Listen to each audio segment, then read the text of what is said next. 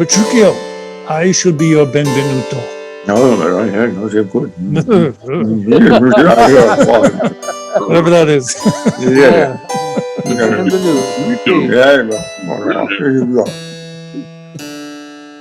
Act 2, Scene 1, Padua, a room in Baptista's house.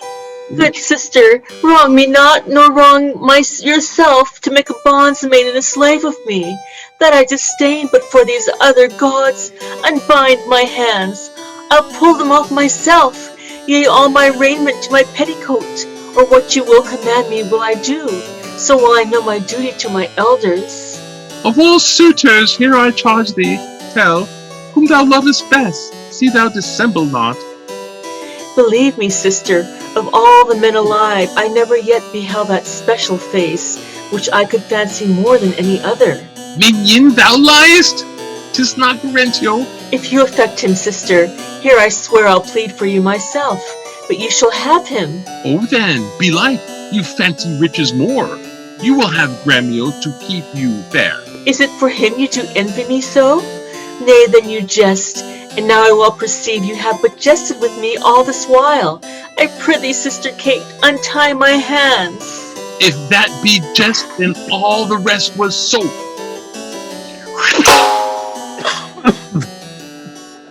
Why, how now, dame? Well, whence grows this insolence? Bianca, stand aside. Poor girl, she weeps. Go, ply thy needle.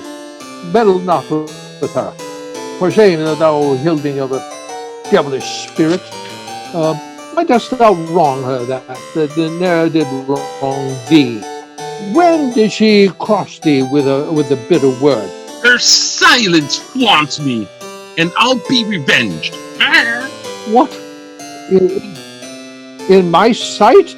Bianca, put thee in. What? Will you not suffer me? Nay, now I see she is your treasure. She must have a husband. I must dance barefoot on her wedding day, and for your love to her lead apes in hell. And talk not to me. I will not go sit and weep till I can find occasion of revenge. Was ever a gentleman thus grieved as I? Oh, but who comes here? Good morrow, Signor Baptista. Good morrow, neighbor Gremio. God save you, gentlemen. And you, good sir, pray, have you not a daughter called Katharina, fair and virtuous? I have a daughter, sir, called Katharina. You are too blunt. Go to it orderly. You wrong me, Signor Gremio. Give me leave. I am a gentleman of Verona, sir. That, hearing of her beauty and her wit, her affability and bashful modesty, her wondrous qualities and mild behavior, am bold to show myself a forward guest within your house to make mine eyes the witness of that report which I so often heard, and for an entrance to my entertainment, I do present you with a man of mine, cunning in music and the mathematics, to instruct her fully in those sciences, wherefore I know she is not ignorant. Accept of him, or else you do me wrong. His name is Lucio, born in Mantua. You're welcome, sir, and he, for a good take, but for my daughter Catherine, this I know. She is not for your turn, more my grief. I see you do not mean to part with her, or else you like not of my company. Mistake me not. I speak her as I find. Whence are you, sir? What may I call your name? Petruchio is my name. Antonio's son, a man well known throughout all Italy. I know him well. You are welcome for his sake. Saving your tale, Petruchio, I pray, let us that our poor petitioners speak too. Oh, yeah. Baccarat, you are marvelous forward. Okay, thank you. Oh, Pardon me, Signor Gremio, I would fain be doing. I doubt it not, sir, but you will curse your wooing. Neighbor, this is a gift very grateful, I am sure of it. To express the like kindness myself, that have been more kindly beholding to you than any, freely give unto you this young scholar, that hath been long studying at Rems, this cunning Greek, Latin, and other languages, as the other in music and mathematics. His name is Cambio. Pray accept his service.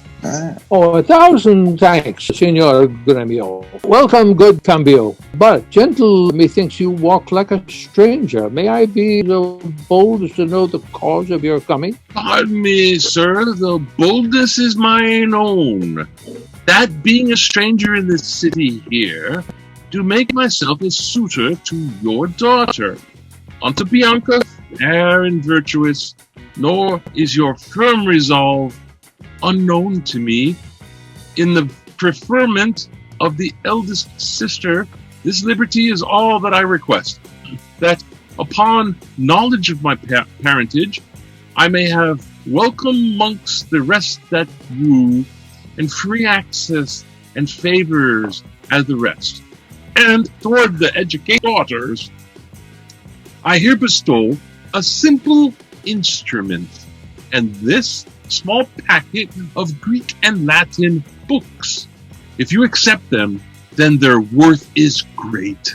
Lucentio is your name, of whence I pray? Of Pisa, sir, son to Lucentio. Mighty man of Pisa. By report, I know him well. You are very welcome, sir.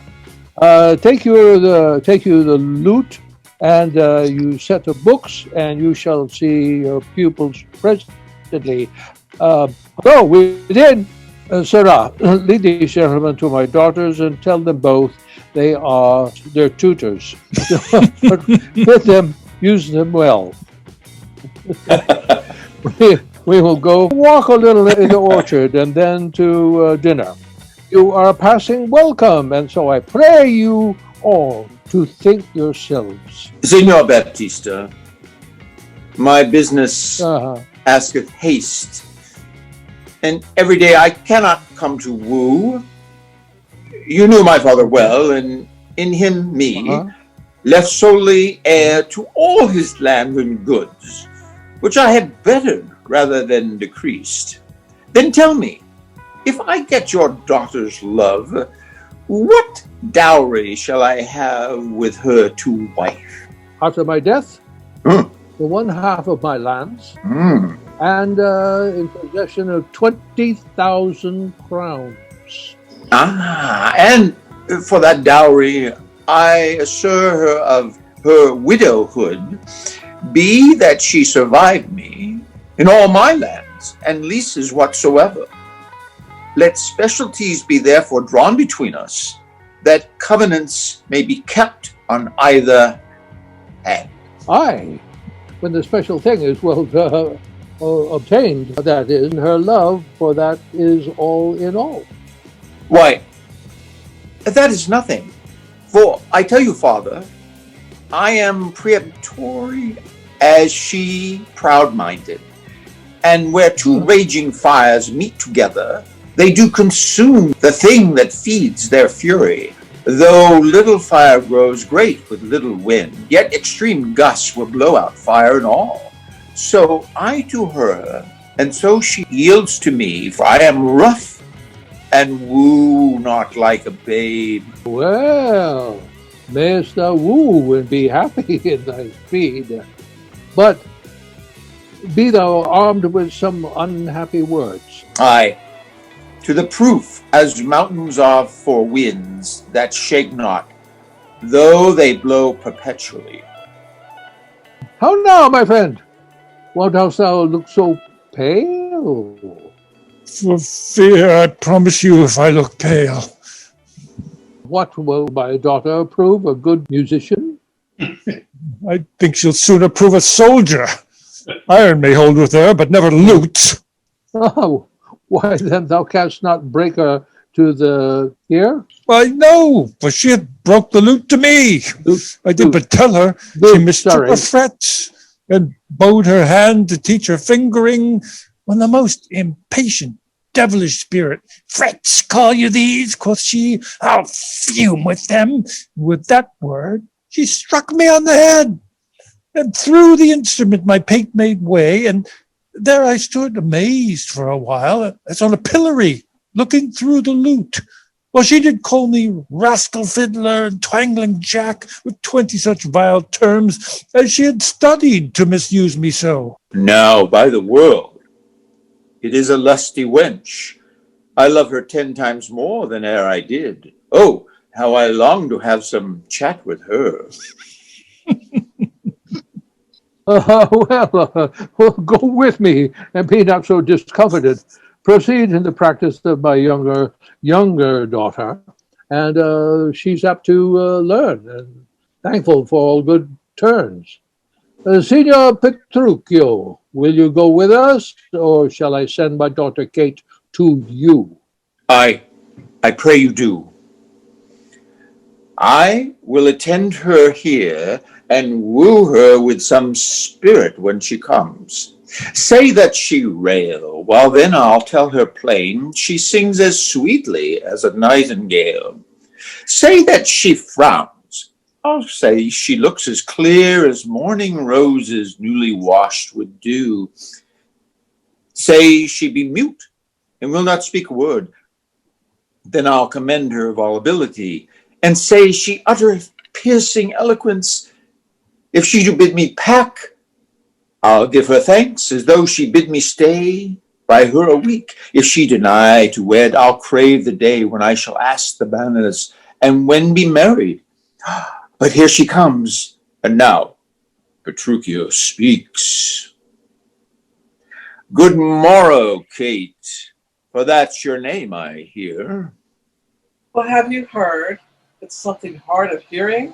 They call me Katharina, that to talk me. Oh, you lie, in faith, for you are called plain Kate, and bonny Kate, and sometimes Kate the cursed.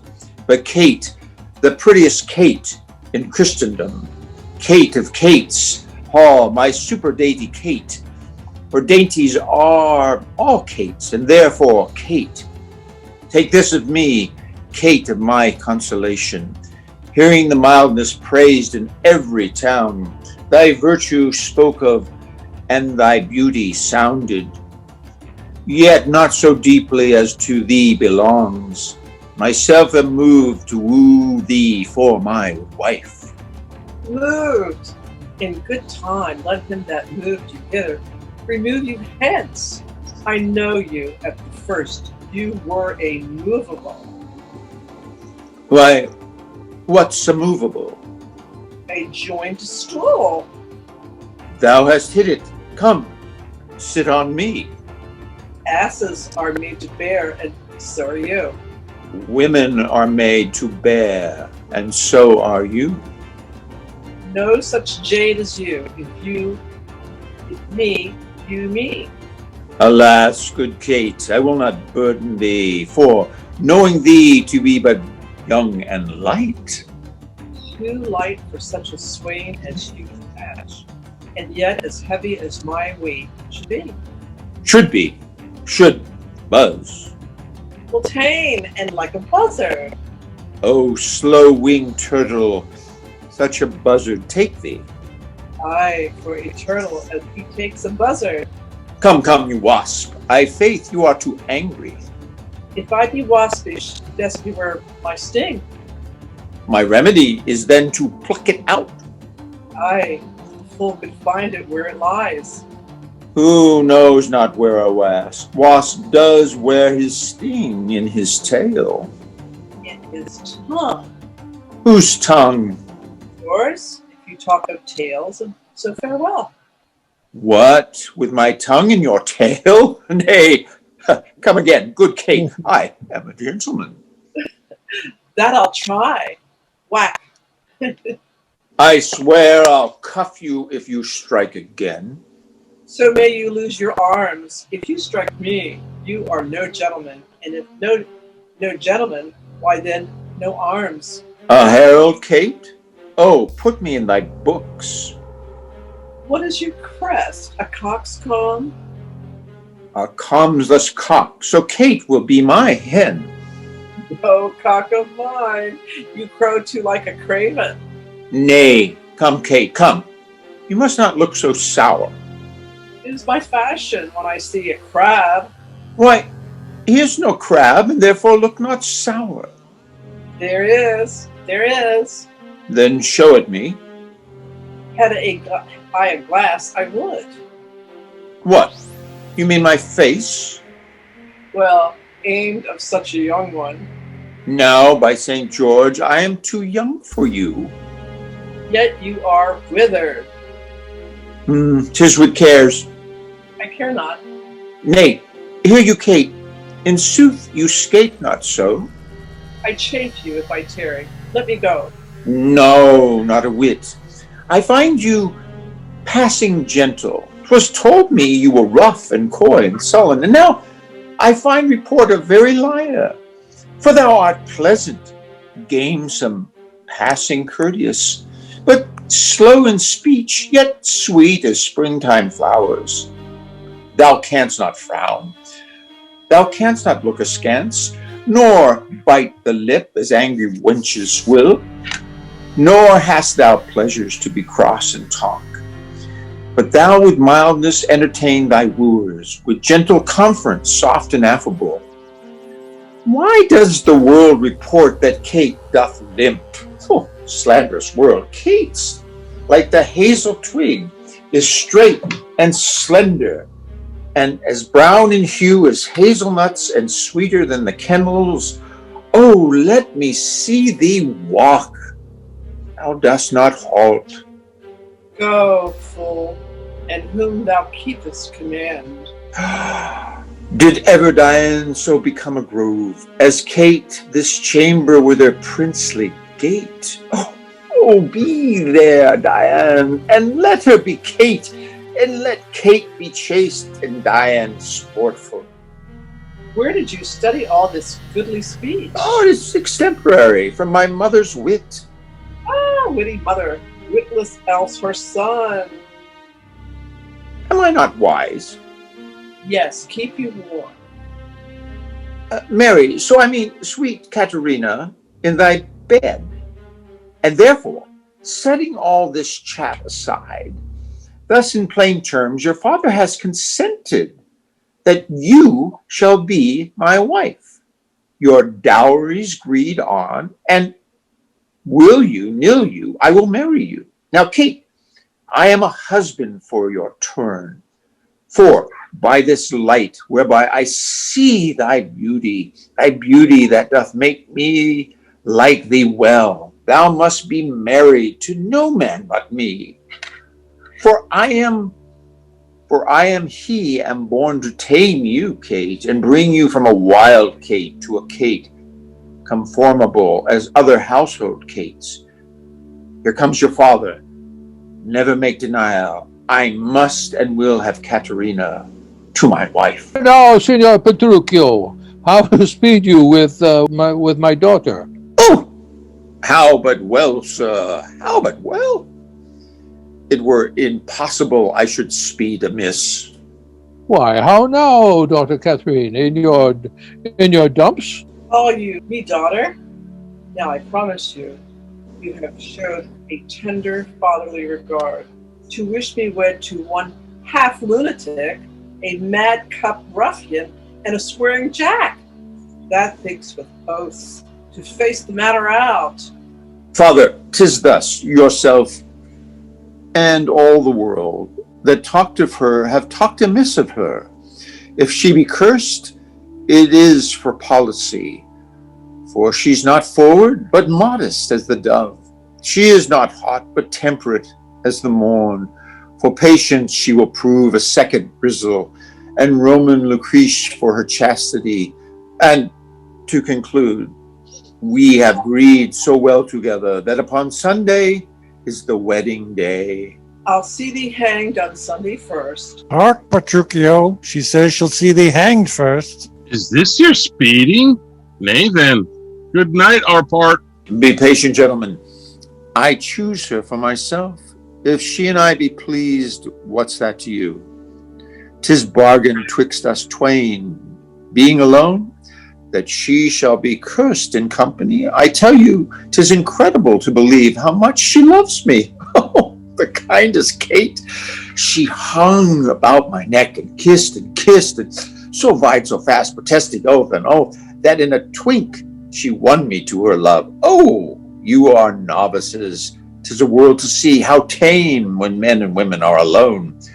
A meacock wench can make the curtest shrew. Give me thy hand, Kate. I will unto Venice to buy apparel 'gainst the wedding day, provide the feast, father, and bid the guest. I will be sure my Katharina shall be fine. I know not what to say, but give me your hands. God send you joy, Petruchio. It's a match. Amen, say we. We'll be witnesses. Father and wife, gentlemen, adieu. I will to Venice. Sunday comes apace. We will have rings and things and fine array. And oh, kiss me, Kate. We will be married on Sunday. Was ever match clapped up so suddenly? Faith, gentlemen, now I play a merchant's part and venture madly into a desperate mart. 'Twas a commodity lay fretting by you. 'Twill bring you gain or perish on the seas. Oh, the gain I seek, quiescence, is the match. No doubt, but he had got a quiet catch. But now, to your younger daughter, now is the day we long have looked for. I'm your neighbor, and will suit her first. And I am one that love Bianca more than words can witness, or your thoughts can guess. Youngling, thou canst not love so dear as I. Grey beard, thy love doth freeze, but thine doth fry. Skipper, stand back. 'Tis age that nourisheth, but youth in ladies' eyes that flourisheth. Content you, gentlemen, I shall compound this strife. This deeds that must win the prize, and be both that can assure my daughter greatest dower that shall have my Bianca's love. Say, Signor Gremio, what can you assure her? First, as you know, my house within this city. Gremio, yes? Yeah, Can you hear me? Yes. Go ahead. First? Go ahead. You're good. First? Okay. As you know, my house within the city is richly furnished with plate and gold, basins and ewers to lave her dainty hands. My hangings all of Tyrian tapestry. In ivory coffers I have stuffed my crowns. In cypress chests my arras counterpoints. Costly apparel, tents and canopies, fine linen, Turkey cushions bossed with pearl, valance of Venice gold in needlework, pewter and brass, and all things that belong to house or housekeeping. Then, at my farm, I have 100 milk kine to the pail, 60 fat oxen standing in my stalls, and all things answerable to this portion. Myself am struck in years, I must confess, and if I die tomorrow, this is hers. If whilst I live, she will only be mine. And that only came in well, sir. Sir, listen to me. I am my father's heir and only son. If I may have your daughter to my wife, I'll leave her houses 3 or 4 as good, within reach of Pisa's walls, as anyone old Signor Gremio has in Padua, besides 2,000 ducats by your year of fruitful land, all which shall be her jointure. What I have pinched to you, Signor Gremio. 2,000 ducats by the year of land? My land amounts to not so much in all. That she shall have, besides an argosy that is now lying in Marseille Road. What, have I choked you with an argosy? Gremio, 'tis known my father hath no less than 3 great argosies, besides 2 galleasses, and 12 tight galleys. These I will assure her, and twice as much, whatever thou offer next. Nay, I have offered all, I have no more, and she can have no more than all I have. If you like me, she shall have me and mine. Why then, the mind is mine from all the world. By your firm promise, Gremio, is outvied. I must confess your effect is best, and let your father make her his assurance. She is your own. Else you must pardon me. If you would die before him, where's her dower? That's but a cavil. He is old, I young. And may not young men die as well as old? Well, gentlemen, I am thus resolved. On Sunday next, my daughter Katharina is to be married. Now, on the Sunday following shall Bianca be bride to you, if you make this assurance. If not, then, Signor Gremio, then so I take my leave, and thank you both. Adieu, good neighbor.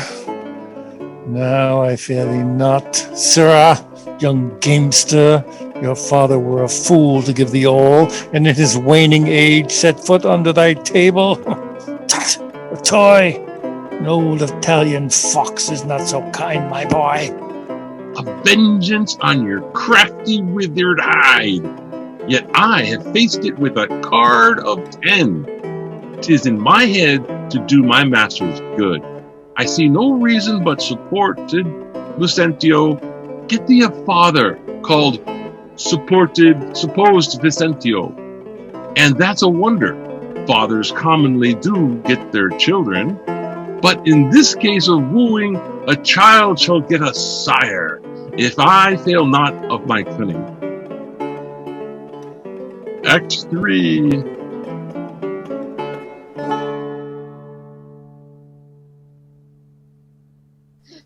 Fiddler, forbear, you grow too forward, sir. Have you so soon forgot the entertainment? Your sister Katharina welcomed you withal. But, wrangling pedant, this is the patroness of heavenly harmony. Then give me leave to have prerogative, and when in music we have spent an hour, your lecture shall have leisure for as much. Preposterous ass. Never read so far. Know the cause of why music was ordained? Is it not to refresh the mind of man after his studies or his usual pain? Then give me leave to read philosophy, while I pause, serve in your harmony. Sirrah, I will not bear these braves of thine. Why, gentlemen, you do me double wrong, to strive for that which resteth in my choice. I am no breaching scholar in the schools. I'll not be tied to hours nor pointed times, but learn my lessons as I please myself, and to cut off all strife, here we sit we down. Take you your instrument, play you the whiles. His lecture will be done ere you have tuned. You'll leave his lecture when I'm in tune? That will be never. Tune your instrument. Where left we last? Here, madame. Iki ba simois, ik es sige telos, etc. Priami regia, celsi sinis. Construe them. Iki ba, as I told you before. Simois, I am Lucentio.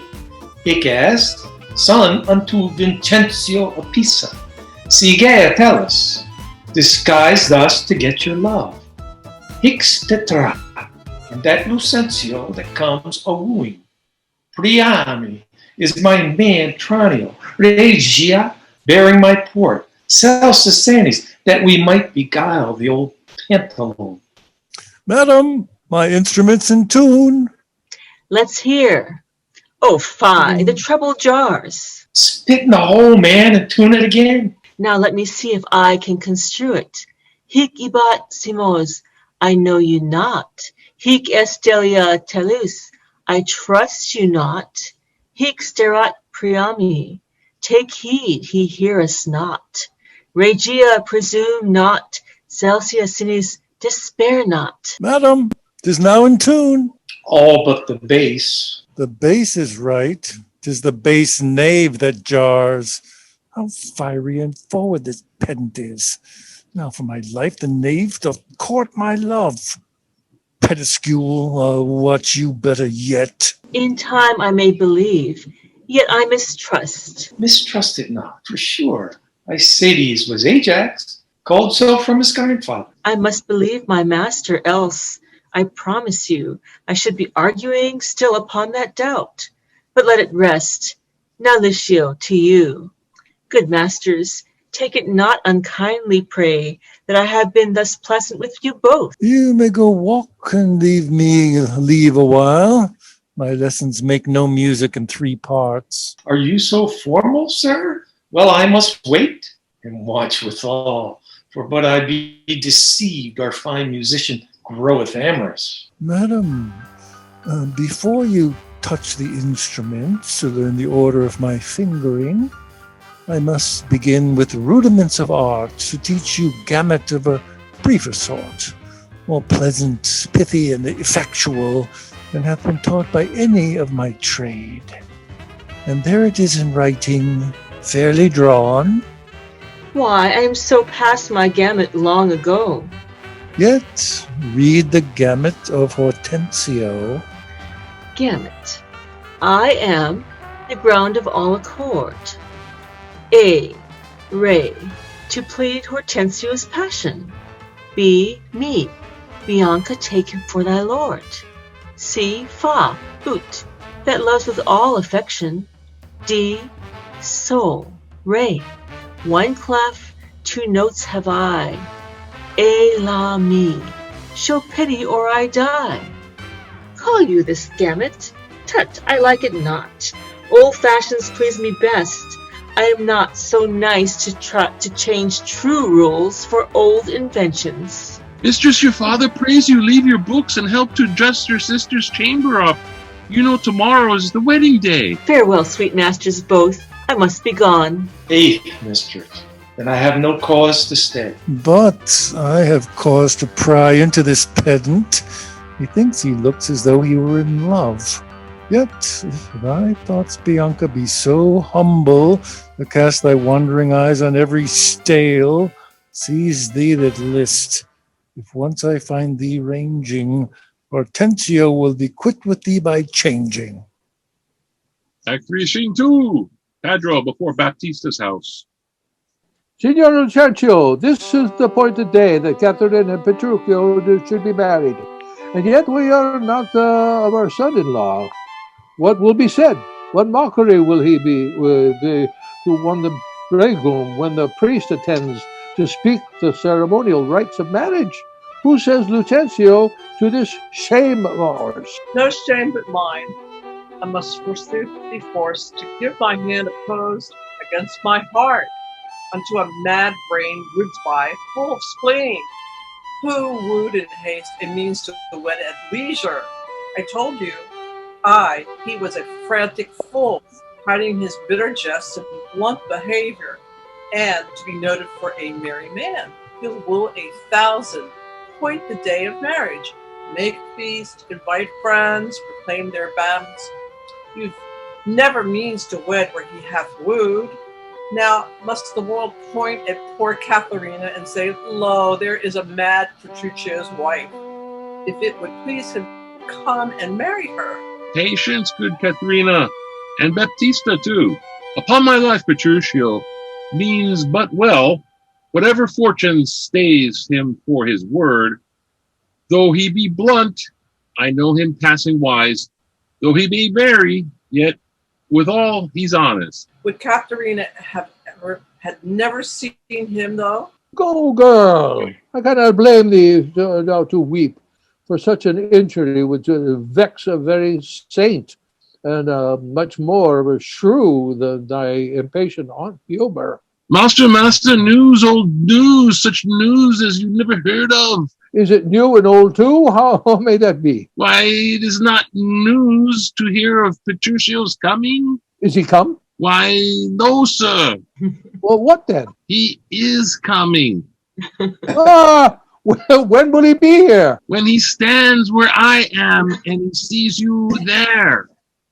But say, what to thine old news? Why, Petruchio is coming in a new hat and an old jerkin, a pair of old breeches thrice turned, a pair of boots that have been candle cased, one buckled, the other laced, an old rusty sword taken out of the town armory, and a broken hilt and chapless with two broken points, his horse hipped with an old mothy saddle, stirrups of no kindred, besides possessed with ganders, and like to most in the chine, troubled with the lampass, infected with the fashions, full of windalls, sped with favens, rayed with yellows, past cure of the fives, stark spoiled with the staggers, benon with bots, swayed in the back and shoulder sodden,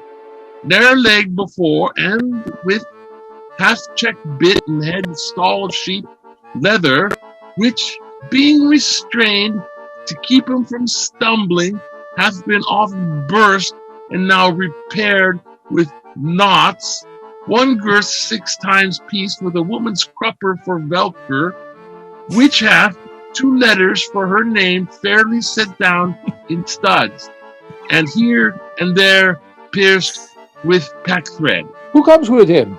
Oh, sir, his lackey, for all the world's comparison, like a horse, with a linen sock in one leg and a kersey boot hose on the other, guarded with a red and blue list, an old hat, and the humor of 40 fancies pricked in it for a feather. A monster, a very monster in apparel, and not like a Christian footboy or a gentleman's lackey. 'Tis some odd humor pricks him in this fashion, yet oftentimes he goes but mean apparelled. Well, I'm glad he's come, howsoever he comes. Why, sir, he comes not. Does that not say he comes? Who? What, Petruchio came? That Petruchio came. No, sir, I say his horse comes, with him on his back. Well, that's all one. Nay, by Saint Jammy, I hold you a penny, a horse and a man is more than one, and yet not many. Come, where be these gallants? Who's at home? You are welcome, sir. And yet I come not well. And yet you halt not. Not so well apparelled as I wish you were. Were it better I should rush in thus. But where is Kate? Where's my lovely bride? How does my father, gentles methinks you frown? And wherefore gaze this goodly company, as if they saw some wondrous monument, some comet or unusual prodigy? Why, sir, you know this is your wedding day. First, were we sad, fearing you would not come. Now, sadder that you come so unprovided. Fie, doff this habit, and shame unto your state, and eyesore to your solemn festival. And tell us what occasion of import hath all so long detained you from your wife, and sent you hither so unlike yourself. Tedious it were to tell, and harsh to hear.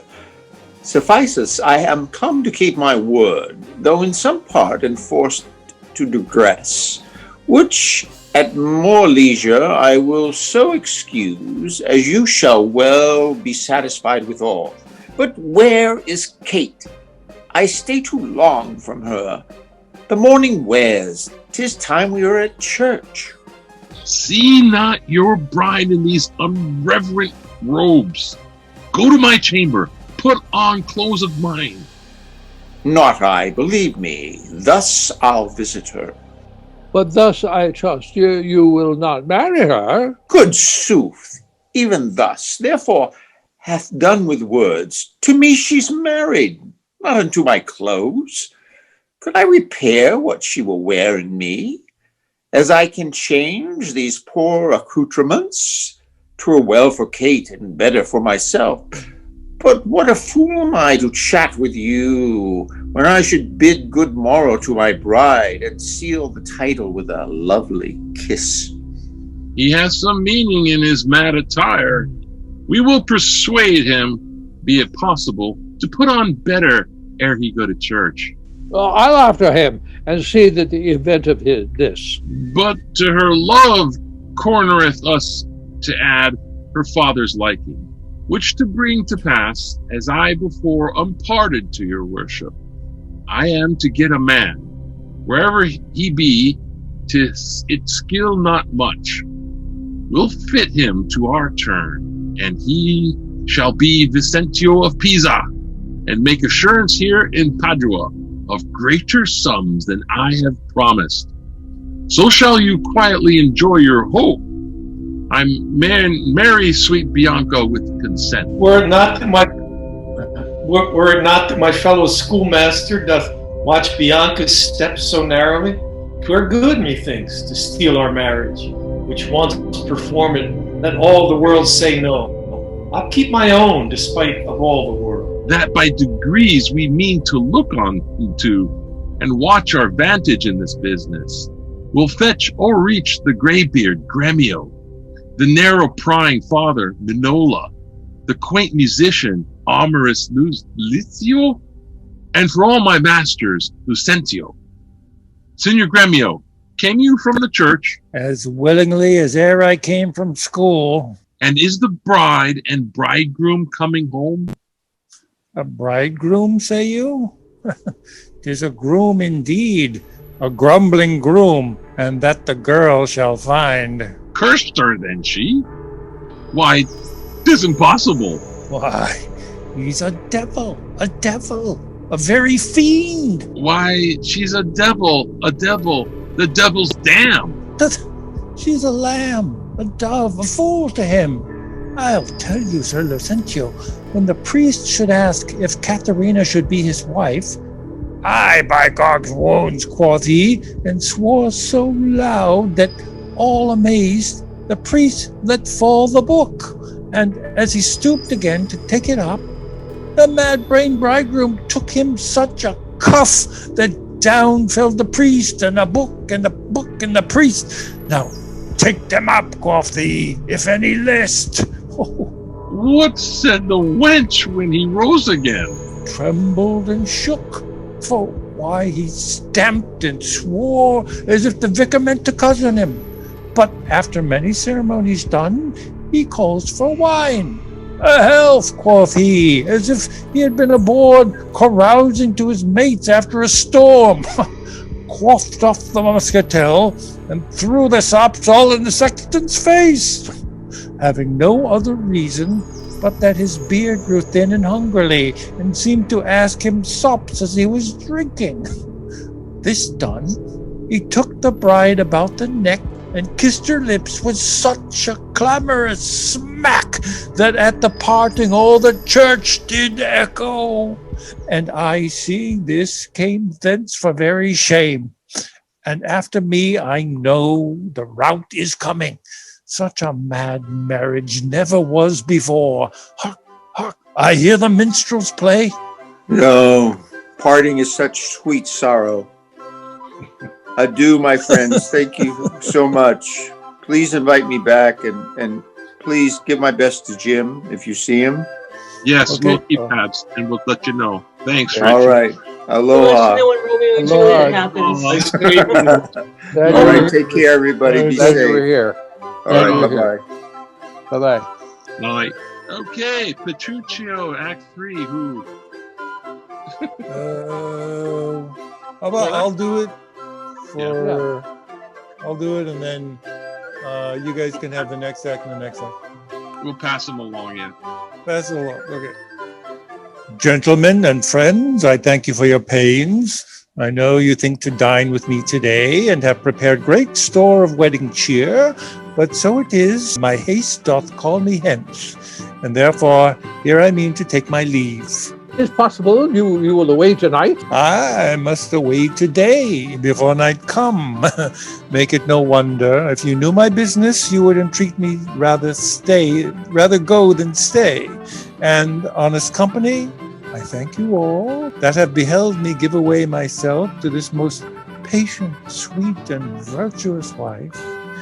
Dine with my father, drink a health to me, for I must hence, and farewell to you all. Let us entreat you to stay till after dinner. It may not be. Let me entreat you. It cannot be. Let me entreat you. I am content. Are you content to stay? I am content you shall entreat me stay, but yet not stay. Entreat me how you can. Now, if you love me, stay. Gremio, my horse. Aye, sir. They be ready. The oats have eaten the horses. Nay, then, do what thou canst. I will not go today. No, nor tomorrow. Not till I please myself. The door is open. Sir, there lies your way. You may be jogging whiles your boots are green. Me, I'll not be gone till I please myself. Just like you'll prove a jolly, surly groom that take on you at the first so roundly. Oh, Kate, content thee. Prithee, not be angry. I will be angry. What hast thou to do? Father, be quiet. He shall stay my leisure. Aye, marry, sir. Now it begins to work. Gentlemen, forward to the bridal dinner. I see a woman may be made a fool if she had not a spirit to resist. They shall go forward, Kate, at thy command. Obey the bride, you that attend on her. Go to the feast, revel and domineer, carouse full measure to her maidenhead. Be mad and merry, or go hang yourselves. But for my bonny Kate, she must with me. Nay, look not big, nor stamp, nor stare, nor fret. I will be master of what is mine own. She is my goods, my chattels. She is my house, my household stuff, my fields, my barn, my horse, my ox, my ass, my anything. And here she stands. Touch her, whoever dare. I'll bring mine action on the proudest he that stops my way in Padua. Romeo, draw forth thy weapon. We are beset with thieves. Rescue thy mistress if thou be a man. Fear not, sweet wench. They shall not touch thee, Kate. I'll buckler thee against 1,000,000. Nay, let them go. A couple of quiet ones. Went they not quickly, I should die with laughing. Of all mad matches, never was the like. Mistress, what's your opinion of your sister? That being mad herself, she's madly made it. I warn him, Petruchio is hated. Neighbors and friends, the bride and bridegroom wants to supply the places at the table. You know there wants no junkets at the feast. Lucentio, you shall supply the bridegroom's place and let Bianca take her sister's room. Shall sweet Bianca practice how to bride it? She shall, Lucentio. Come, gentlemen, let's go. Act 4. Scene 1. Okay. Fie on all tired jays, on all mad masters and all foul ways. Was ever man so beaten? Was ever man so rayed? Was ever man so weary? I'm sent before to make a fire, and they're coming after to warm them. Now, were not I a little pot, and soon hot, my very lips might freeze to my teeth, my tongue to the roof of my mouth, my heart in my belly, ere I should come by a fire to thaw me. But I, with blowing the fire, shall warm myself, for, considering the weather, a taller man than I will take cold. Hola, oh, Curtis. Who is that called so coldly? A piece of ice, if thou doubt it. Thou mayest slide from my shoulder to my heel with no greater a run but my head and my neck. A fire, good Curtis. Is my master and his wife coming, Gremio? Oh, aye, Curtis, aye. Therefore, fire. cast on no water. Is she so hot a shrew as she's reported? She was, good Curtis, before this frost. But thou knowest, winter tames man, woman, and beast. For it hath tamed my old master, and my new mistress, and myself, fellow Curtis. Away, you 3-inch fool! I'm no beast. Am I but 3 inches? Why, thy horn is a foot. So long am I at the least. But wilt thou make a fire, or shall I complain on thee to our mistress, whose hand, she being now at hand, thou shalt soon feel to thy cold comfort, for being slow in thy hot office? I prithee, good Grumio, tell me, how goes the world? Cold world, Curtis, in every office but thine. Therefore, fire, do thy duty, and have thy duty, for my master and mistresses are almost frozen to death. There's fire ready, and therefore, good Grumio, the news. Why, Jack boy, ho, boy, and as much news as will fall. Come, you are so full of coney catching. Why, therefore, fire, for I have caught extreme cold. Where's the cook? Supper ready? The house trimmed? Rushes strewed? Cobwebs swept? Serving men in their new fustian? Their white stockings? And every officer his wedding garment on? Be the jacks fair within, the Jills fair without, the carpets laid, and everything in order? All ready, and therefore I pray thee, news. First, know my horse is tired, my master and mistress fallen out. How? Out of their saddles into the dirt. Thereby hangs a tail. Let that, good Grumio. Lend thine ear. Here, here. Ow! This is to feel a tale, not to hear a tale. Therefore, 'tis called a sensible tale. This cuff was but to knock at your rear, beseech listening. Now I begin. Imprimus, we came down a foul hill, my master riding behind my mistress. Both of one horse? What's that to thee? Why, a horse. Tell thou the tale, but hast thou not crossed it me? Thou shouldst have heard how her horse fell, and she under her horse. Thou shouldst have heard in how, miry a place, how she was bemoiled, how he left her with the horse upon her, how he beat me because her horse stumbled, how she waded through the dirt to pluck him off me, how he swore, how she prayed. They never prayed before. How I cried, how the horses ran away, how her bridle was burst, how I lost my crupper, with many things of worthy memory, which now shall die in oblivion, and thou return unexperienced to thy grave. By this reckoning, he is more shrew than she. Aye, that thou and the proudest of you all shall find when he comes home. But what talk I of this? Call forth Nathaniel, Joseph, Nicholas, Philip, Walter, Sugarsop, and the rest. Let their heads be sleekly combed, their blue coats brushed, and their garters are indifferent knit. Let them curtsy with their left legs, and not presume to touch a hair, my master's horse tail, till they kiss their hands. Are they all ready? They are.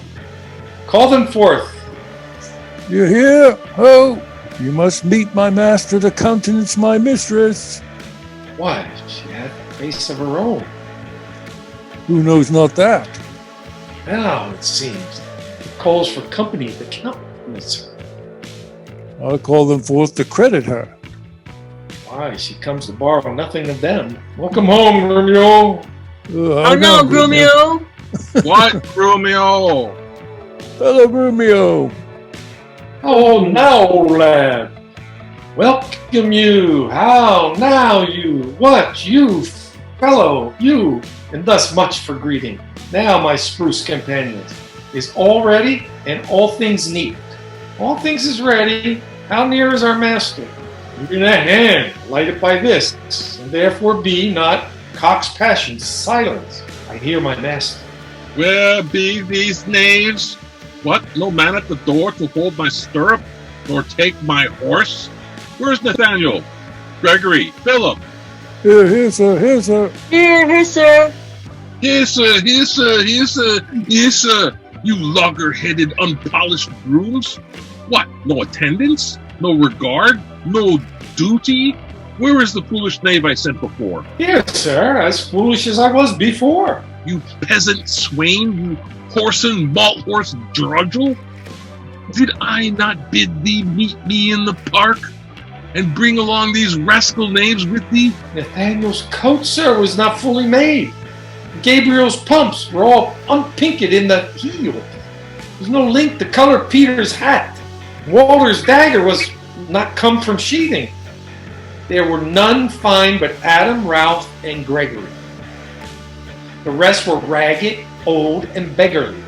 Yet, as they are, here they come to meet you. Go, rascals, go, and fetch my supper in. Where is the life of late thy led were those?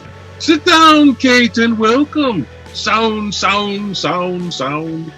Why then, I say, nay, good sweet Kate, be merry. Off with thy boots, you rogues, you villains. When? It was a friar's of orders grey, as she walked forth on his way. Out, you rogue, that you pluck my foot array. Take that, and mend the plucking of the other. Be merry, Kate. Some water here? What ho! Where's my spaniel, Troilus? Sirrah, get you hence, and bid my cousin Ferdinand come hither. One Kate you must kiss and be acquainted with. Where are my slippers? Shall I have some water? Come, Kate, and wash and welcome heartily. You whoresome villain! Will you left it all? Patience, I pray you. 'Twas a fault unwilling. Oh, whoresome, beetle-headed, flop-eared knave! Come, Kate, sit down. I know you have a stomach. Will you give thanks, sweet Kate, or shall I? What's this, mutton? I? Who brought it? I? Tis burnt, and so is all the meat. What dogs are these? What is the rascal cook? How durst you villains bring it from the dresser, and serve it thus to me, that I love it not? There, take it to you, trenchers, cups and all. You heedless joltheads and unmannered slaves, what, do you grumble? I'll be with you straight. I pray you, husband, be not so disquiet. The meat was well, if you were so contented. I tell thee, Kate, 'twas burnt and dried away. I expressly am forbid to touch it, for it engenders choler, planteth anger, and better were that both of us did fast. Since of ourselves are choleric, and then feed it with such over-roasted flesh. Be patient. Tomorrow shall be mended, and for this night we'll fast for company. Come, I'll bring thee to thy bridal chamber. Peter, this never see the like. He kills her in her own humour. Where is he? In her chamber, making a sermon of continency to her, and rails and swears and rates that she, poor soul, knows not which way to stand, to look, to speak, and sits as one new risen from a dream. Away, for he's coming hither. Thus have I politically begun my reign, and 'tis hoped to end successfully. My falcon is now sharp and passing empty. Until she swoop, she must not be full gorged, and then she never looks upon her lure. Another way I have to man my haggard, to make her come and know her keeper's call. That is, to watch her as we watch these kites, and bait and beat, and will not be obedient. She eat no meat today, nor none shall eat. Last night she slept not, nor tonight she shall not. As with the meat, some undeserved fault, I'll bring about the making of the bed. And here I'll fling the pillow, and there the bolster. This way the coverlet, another way the sheets. Aye, And amid this hurry, I intend that all is done in reverent care of her. And in conclusion, she shall watch all night, as if she chanced to nod, I'll rail and brawl, and with the clamor keep her still awake. And this way to kill a wife with kindness. And thus I'll curb her mad and headstrong humor. He that knows better how to tame a shrew, let him speak. 'Tis charity to show. Scene 2, Padua before Baptista's house. Oh God.